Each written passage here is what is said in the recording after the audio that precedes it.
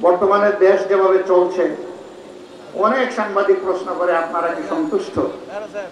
আমরা বলি 50-50। দেশের সরকার হয়তো বা চেষ্টা করছে, সকলের দৃষ্টিভঙ্গি সরকারে যারা আছেন আবার সমান না। এটা কোনো দলীয় নির্দিষ্ট আদর্শের সরকারও না। কেউ কেউ টানে মক্কার দিকে, আবার কেউ কেউ টানে মস্কোর দিকে।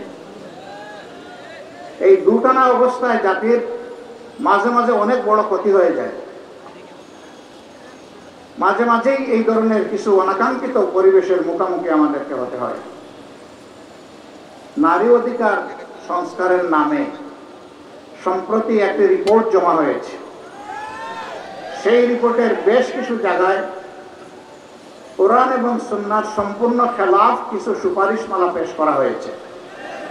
আমাদের প্রথম কথা হচ্ছে যে এই কয়েকজন এই সুপারিশ পেশ করেছেন, তারা এই দেশে 9.5 কোটি মায়ের প্রতিনিধিত্ব করেন না। তারা সমাজকে যে জায়গায় নিয়ে যেতে চান, এগুলো বলতেও কিছু কিছু জায়গায় আমার লজ্জা করে, এই জন্য আমি বলছি না। আমরা সেই জায়গায় তাদেরকে নিতে দিব না ইনশাআল্লাহ। এদেশের মানুষের একটা সংস্কৃতি, একটা তাহজিব, একটা তামাদ্দুন আছে। তার বিরুদ্ধে আঘাত দিলেই সমাজের পুরা শৃঙ্খলা তছনছ হয়ে যাবে। এটা আমরা মানব না, এটা আমরা মানতে পারি না। আমরা মাননীয় প্রধান উপদেষ্টাকে অনুরোধ করব, আপনি দেশে ফিরে বিলম্ব না করে আগেই কাজটাই বাতিল করেন।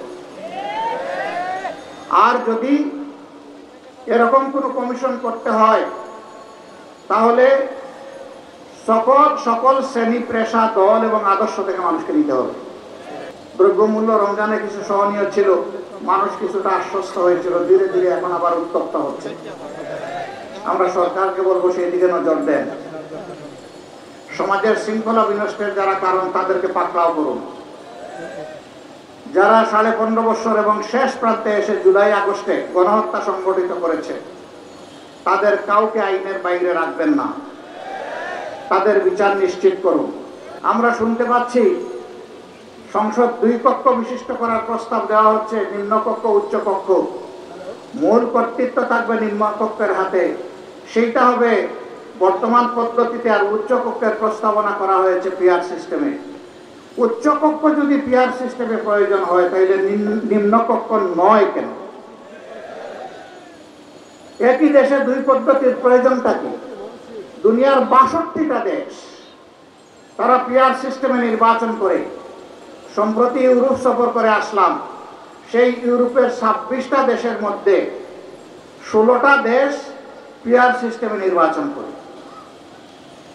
তারা যদি তার সুফল যুগ যুগ ধরে পেয়ে থাকে, এই সুফল থেকে আমরা জাতিকে বঞ্চিত করার আমরাকে। বর্তমান একটা নির্বাচন কমিশন হয়েছে, তারা বলেছেন ইতিহাসের সবচেয়ে ভালো নির্বাচন নাকি তারা উপহার দিবেন। আমরা তাদের একটু অ্যাসিড টেস্ট দেখতে চাই।